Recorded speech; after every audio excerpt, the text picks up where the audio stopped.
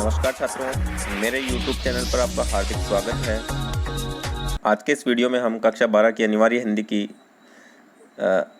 पद्य भाग में जो पांचवा पाठ है भूषण के वीर रस के कवित, उसमें तीसरे पद का अध्ययन करेंगे। दो पदों का अध्ययन हमने पिछले दो वीडियो में कर लिया है। आप पिछले वीडियो देखने के लिए मेरी प्लेलिस्ट को सर्च कर सकते हैं। तो चलिए शुरू करते हैं। अगर वीडियो पसंद आता है तो लाइक, शेयर और सब्सक्राइब करना ना भूलें। चलिए शुरू करते हैं।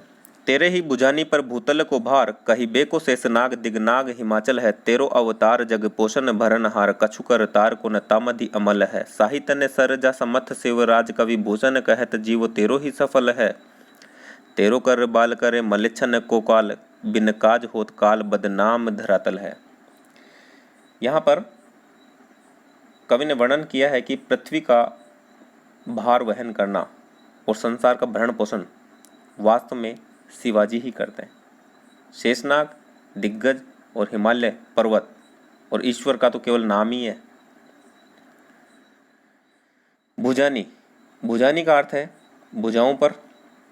भूतल मतलब पृथ्वी, भार मतलब बोझ। शेषनाग धरती को धारण किया हुआ सहस्र फन वाला सर्प। दिग्नाग दिग्गज, चारों दिशाओं में धरती को धारण करने वाले हाथी। हिमाचल हिमालय आदि पर्वत। पोषण भरणहार, भरण पोषण करने वाला। करतार ईश्वर। तामधि उसमें, अमल मतलब कार्य या प्रयत्न। शाही तने मतलब शाहपुत्र। शिवाजी के पिता का नाम था शाह और तने का अर्थ है पुत्र, तो शाहपुत्र। सरजा शिवाजी की उपाधि है। समर्थ मतलब समर्थ, शिवराज शिवाजी के लिए है। जीवो मतलब जीना। करबाल का अर्थ है तलवार। मलेच्छन मतलब मुगल। काल मतलब मृत्यु। बिन काज मतलब बिना काम के, बिना कारण के। काल मतलब मौत, मृत्यु। तो ये इसके डिफिकल्ट वर्ड थे। अब हम इसकी व्याख्या देखते हैं। तेरे ही बुझानी पर भूतल को भार। कवि भूषण कहते हैं कि हे शाहपुत्र सरजा शिवाजी, इस संपूर्ण पृथ्वी का भार तेरी ही भुजाओं पर है। कहिबे को शेषनाग दिगनाग हिमाचल है। शेषनाग, दिग्गज और हिमालय आदि पर्वत तो कहने को ही क्या है, भूधर हैं। भूधर मतलब पृथ्वी का भार उठाने वाले, भू को धारण करने वाले, पृथ्वी को धारण करने वाले।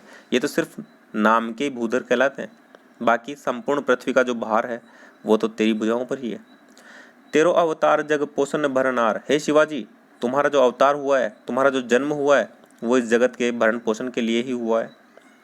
कछु कर तार को न तामधि अमल है। तामधि उसमें ईश्वर की, करतार मतलब ईश्वर, ईश्वर की कुछ भी भूमिका या कार्य नहीं है। अमल का अर्थ कार्य, प्रयत्न या भूमिका, कि उसमें ईश्वर का कुछ भी रोल नहीं है, कोई भी भूमिका नहीं है।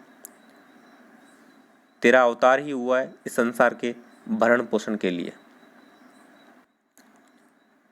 साहित्य ने सरजा समथ शिवराज, कवि भूषण कहत जीवो तेरो ही सफल है। कवि भूषण कहते हैं कि हे शाहपुत्र समर्थ सरजा शिवाजी, इस पृथ्वी पर जितने भी राजा महाराजा हुए हैं उन सब में तेरा जीना ही क्या है, सफल है। कवि भूषण कहते हैं कि हे शाहपुत्र समर्थ सरजा शिवाजी महाराज, आज के राजाओं में तो आपका जीना ही सफल है। तेरो करबाल करे मलेच्छन को काल। हे शिवाजी, तुम्हारी तलवार ही मुगलों का अंत करने वाली है, मुगलों का काल है। बिन काज होत काल बदनाम धरातल है। बेचारा काल तो बिना काम के ही, बिना कारण ही संसार में जान लेने के लिए क्या है, बदनाम है या बदनाम हो रहा है। काल तो बिना कारण ही बदनाम हो रहा है मारने के लिए, जबकि असली कारण तो है तेरी तलवार। तेरी तलवार ही इन मलेच्छों का काल है, अंत करने वाली है। ये इसकी व्याख्या है। विशेष के पॉइंट हम इस प्रकार से बना सकते हैं कि कवि ने शिवाजी को एक कर्तव्यनिष्ठ शासक सिद्ध किया है। ओजपूर्ण साहित्यिक ब्रजभाषा है, वीर रस है, ओज गुण है, शैली उत्साह बढ़ने वाली है। सरजा समर्थ शिवराज में अनुप्रास अलंकार है, शिवाजी का अतिशोक्ति पूर्ण चित्रण हुआ है। तो ये इसकी व्याख्या हो गई कंप्लीट। उम्मीद करता हूँ आपको अच्छे से समझ में आया होगा।